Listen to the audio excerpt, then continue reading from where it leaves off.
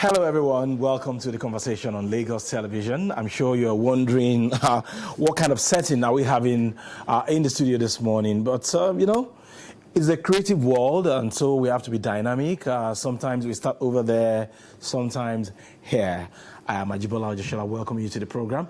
And as you can see, it's the show for the boys. And Abimbola, Adebimpe, Tiloko, they have absconded. Only God knows where they are. Joshua. Okay, it's going to be on. It's good. Yes, of course, it's a Friday, and perhaps Friday for the guys. However, I feel that when you were talking about we can start anyway, I think they moved you anywhere they were comfortable with. I think it was just happened that they put me on the chair. I was just wondering when they were saying, no, don't stay on the table, oh. Don't stay on the secret now, Abba. Behind the scene. I was just saying that what they will do with this creative thing there until they put you somewhere on before you know that it's a creative.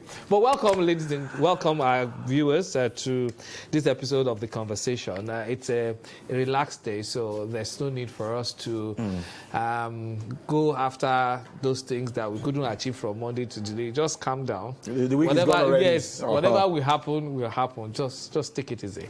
Okay, so I really don't know the difference between Monday and Friday. I love Fridays because you slow things down. And then why the rush on Monday? Monday is like, you just have to psych yourself after the slowing down on targets. Friday. Yes, you need to go after something. You can just imagine a life without ambition or focus or vision or having a mission to even go after those things you really want to do. The absence of that is a man that lacks any kind of direction. Okay, and you know, there's this popular saying that Lagos does not condone nonsense on Mondays. Well, there was no day to it. They cook back very no. Lọ́jọ́ Monday, Èkó ní gbàgbà kú gbà. That one is a song. I know. It's not a saying. You said it's saying. But the bottom line is, I don't see anyone, even our staff.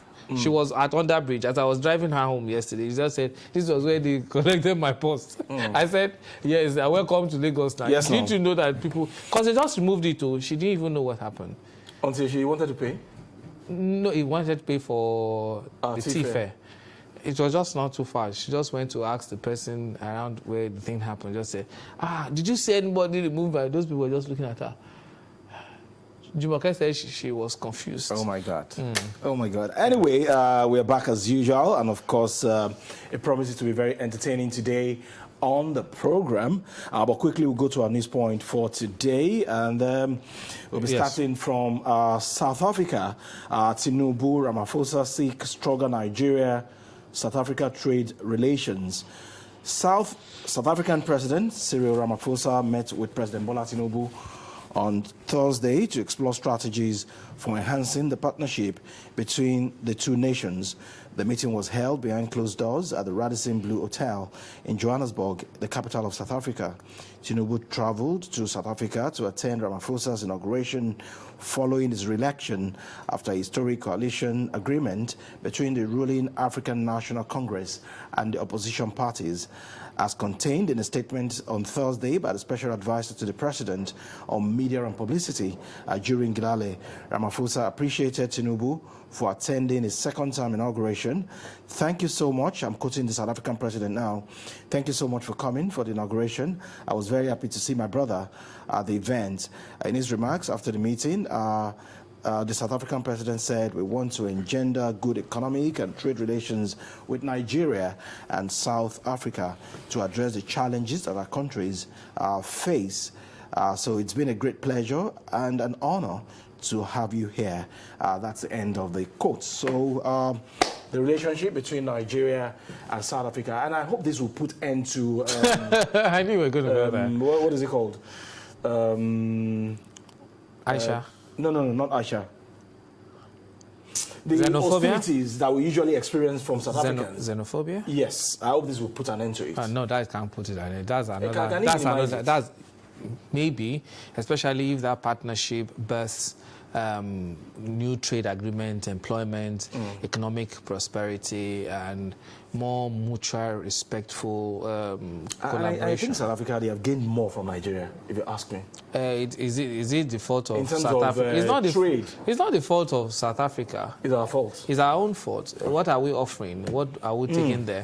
What I are know we we have producing? so many multinationals from South Africa. We have a telecommunication giant here. We have a major, even though some of them are moving back to the country. But the bottom line is they took advantage of that relationship. It should be reciprocal. It should be mutually beneficial.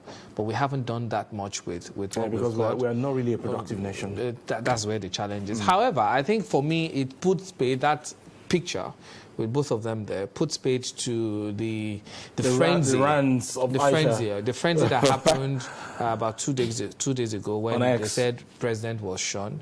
But I think the conversation beyond what was shown, I think we should move that conversation forward to every time we spend taxpayers' money to get our dignitaries abroad. Don't forget, the president also had to charter a plane to go there. To go there because we have all our fleets either undergoing all the checks. About 10 of them. They are going of bad. All the 10, they are going bad, and that's was why they are available. planning to buy 2 new presidential jets for our dear president, especially now that the nation is broke. We'll have our conversation another day because that's another conversation for another time. But I think every time we get to spend that much, we should have concrete thing to draw out of it. I'm happy that the president did not only attend the inauguration of the president, but there was a talk on the sideline of that. And I want to believe that it will be actionable as against just another felicitation. That's what I'm believing. Because ordinarily, you can imagine the retinue of staff that will leave the country. Joshua, that's what my head is just playing at. But we are broke now, so there should have been more. Have you seen some government officials? You know you are close to politicians. Don't close to go politicians there now. now. Don't go there now. You get to talk to them every week. Okay. Moving on to other stories on our menu. 4 months without salaries. Sanu Nasu give federal government 2 weeks ultimatum. The Joint Action Committee, JAC, of the Non-Academic Staff Union of Educational and Associated Institutions, NASU, and the Senior Staff Association of Nigerian Universities, SANU, has given the federal government 2 weeks to pay the 4 months withheld salaries. The JAC has also threatened to shut down universities and inter-university centers if the government failed to pay the withheld salaries at the expiration of the 2 weeks ultimatum. The 2 non-teaching staff unions, in a letter to the Minister of Education, Professor Tahir Mamman, accused the government of neglect and insincerity. Okay, that's about it. They are threatening to go on strike. Yeah. Joshua, I know you have your reservations when it comes to... Thank you. And I've always... So it's not a today thing. Okay. If you've always listened to The Breakfast Show on this TV station or anywhere, I've got reservations. Okay, you think it's not right? I think it's not fair. On the part of who? On the part of the striking workers. It is not fair on their part to go on strike. To demand for pay that they didn't work for because they are demanding for a particular stuff. So what say you of somebody who signed an agreement and did not keep to that side of the agreement, and the only language that they understand is strike? That is when they will come to table to come and negotiate. Fair enough. But the I did not period... go on strike out of my own volition. You are correct. You failed to keep to an agreement. I agree. So you needed to get the government to shift ground. Because that is the only language they understand. Fair enough. But pending the time you get that shifting from government, I don't think you have a moral justification. And there's a law to that effect in the country. So it's not about me now. When you down tools, and this is also applicable in other parts of the world, when you down tools, you are not productive. Okay. So you want government to pay for something you did not work for. I think it's morally unjust.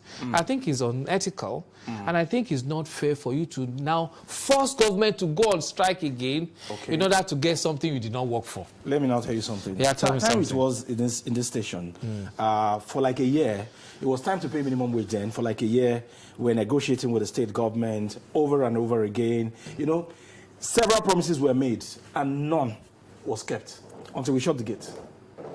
Okay. If we had not shut that gate, they wouldn't have paid. So that is the only language they understand. If you are a responsible government, you will sign an agreement and you will keep to it. I am sure the attention you were looking for or the demand you were asking for was met, I'm sure, after 1 day or 2 days when you shut down the TV It station. wasn't after 2 days, but it was met. It was met. It was met. That's what I'm saying. You can't shut down the school system. Be at home, eat lunch, dinner, and demand that you be paid for 4 weeks or 4 months. Josh. Do you understand? Let's not argue. I'm sure all the union leaders, the labor leaders will come from. Have you noticed that the federal government is quiet over the new minimum wage now? And Labour is not saying anything. Until Labour wakes up again. When Labour now moves, people will start shouting again. They want to go on strike. I think the federal government is taking a breather. Let's move to other stories. Oh. And the final one for us this morning is the Lagos cholera death toll hits 21. Cases rise to 401. The special advisor to the Lagos State Governor on Health, Dr. Kemi Ogunyemi, said that the suspected cholera cases in the state have increased to 401 with 21 fatalities. The statement noted that Lagos Island, Kosofe, and Etiosa recorded the highest numbers. In the statement by the Director of Public Affairs at the State Ministry of Health, Tumbosun Ogunbanwo, cholera is a food and waterborne disease caused by ingesting the bacteria. And of course, following the update on the cholera outbreak in Lagos, which reported 350 suspected cases and 15 fatalities, the special advisor disclosed that the total number of cholera cases has increased to 401 across Lagos. And of course, mentioning those where it is prevalent, Lagos Island, Kosofe, and Etiosa recording the highest number. And in the statement, because I also read the news yesterday, it said it's not unusual considering that we're just coming back from festivities. So it's likely to happen, people mingling together. But there's also a warning to everyone. If you begin to feel nausea, if you begin to feel pain, your abdominal pain, if you begin to vomit and fever, run temperature, I think you should go to any of Lagos public health institution. Treatment is absolutely free. Okay, and the Nigerian Center for Disease Control and Prevention, also in its written report, also said that from January to June 11, 2024, over 1,141 suspected and over 65 confirmed cases of cholera, resulting in over 30 deaths have been reported from 96 local government areas in 30 states. So we need to apply caution now. Yes. Ensure that your hands are always washed and mind what you put in your mouth. It is very, very, there are some important. people that have very bad habit of picking everything from everywhere, from anyone, from even without saying, I'm sure they form in those people. I think you need to stop it now. Follow your home training now. It's time for you to follow. All right, we quickly go to X and how many emirs actually do we have in Kano State now? 2. We have 2. We have 2. But one was sacked yesterday now. It wasn't sacked. They said the law was okay. Just that the procedures or the processes that brought him to power was a nullity. Okay. And so what exactly, or where exactly are we? Where we were. What is still in Nasarawa? Don't forget the allegedly the Kano State government is moving equipment to go and demolish the place. It is well. A lot of drama going on in Kano State now, and you know, it's denting the image of that highly respected emirships tool. See, for me, I feel there's a problem with Nigerians, and I know it's basically ego. You have so many people come to power, have not sorted out their personal ambition. Ego on the part of who now? Is it the governor? Well, yesterday we talked about Wike and Fubara. Yeah. Today we are talking about what's that man's name? The governor of Kano State. His name just eluded me. And of course, you're talking about the chairman of the APC. It's basically ego. check their track record. They've met one way or the other. They've worked together at one point or the other. But governance has been suspended for so many things. I remember the last time I was checking out whether they cook rice very well or not, or what they paid for all this thing. You see, they are fundamental, and sometimes I get goosebumps talking about it. There are fundamental issues that if you are satisfied in your personality, and that's why when people are talking about behavioral sciences, especially those who want to marry, you want to marry someone to complete you. No, you should be complete in yourself before you add someone to it. You have a situation that you went to government, or you became a governor, or you submitted yourself to serve the people, when you yourself, you are suffering from so many issues you have not dealt with. You know our politicians. When you begin to leave issues of governance, to be talking about whether there's it should be an offshoot, it should be a side thing as against the major conversation you should be having. But for the governor, you have out of school. For the governor, it's a major issue. And of course, he has cause to settle with... He's got 4 years. You've got 4 years. He has demolished the road leading to this thing. He has demolished the shopping mall. He has demolished the hotel. It's time to shine. He has done It's time to shine. That is what he's doing. He has done so many demolitions. What I'm saying is,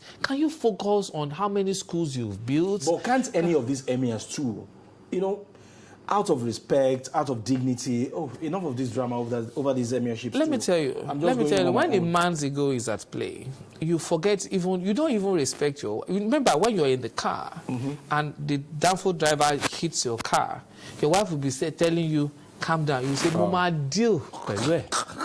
I will show him. No, I can't let him do this to me while you guys are in the car. Let's leave Kano people alone. We need emotional intelligence in this country. I'm telling you. And I feel really, really bad for the people of Kano. That's all. Okay, so that's what's trending on X this morning. We'll take a very short break on the program. When we come back, we'll be discussing something. Some call it Master of Ceremony. Some call them compare of an event. You got to find out after this break.